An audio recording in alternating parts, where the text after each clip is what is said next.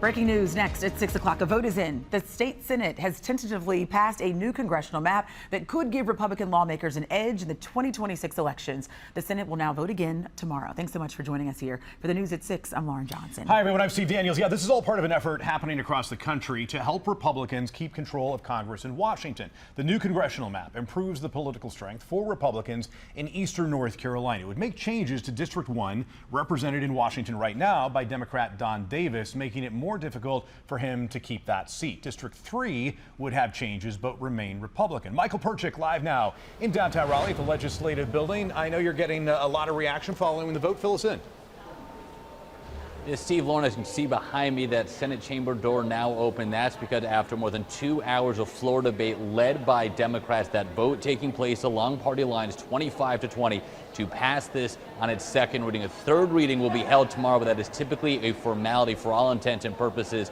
From the Senate perspective, this bill will be moving forward. As you mentioned, redistricting has been a key topic across the country, and here in North Carolina, it is the same. We saw it play out a couple years ago, playing out once again.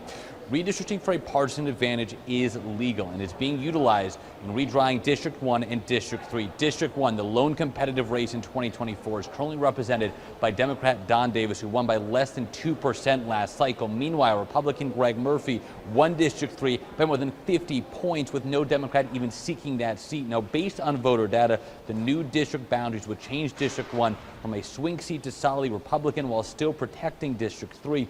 Republican Senator Ralph High says no racial data was used in the creation of this map, adding he believes if it is ultimately challenged in court, it will be upheld. The end result is a congressional map that should elect 11 Republicans. Not only does the new congressional map better improve Republican political strength in eastern North Carolina, giving Republican candidates a better opportunity to win NC1, the new map adheres to all traditional redistricting principles. It is racism.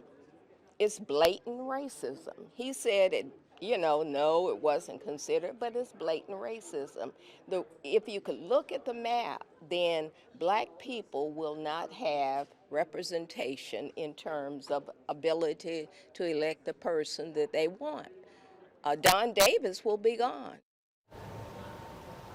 And a lot of emotion throughout the day. I want to share some of the terms you heard from Democrats on the floor use. A rigged map, disenfranchisement by design, both at the Senate Election Committee hearing this morning, as well as just before that vote this afternoon, members of the public closely following, ultimately escorted out of the respective chambers due to chanting and interrupting those proceedings. Governor Josh Stein cannot veto this map, though he's publicly spoken out against this, urging lawmakers instead to focus on passing a state budget. As we mentioned, this was the second reading today. It still needs to go through a third reading. It is, again, a formality. A House committee will take up this bill tomorrow. It is likely the House will vote on this as soon as Wednesday. I'm Michael Perchik, ABC 11 Eyewitness News. Yeah, the new maps could be in place just in the next few days. Michael, thank you.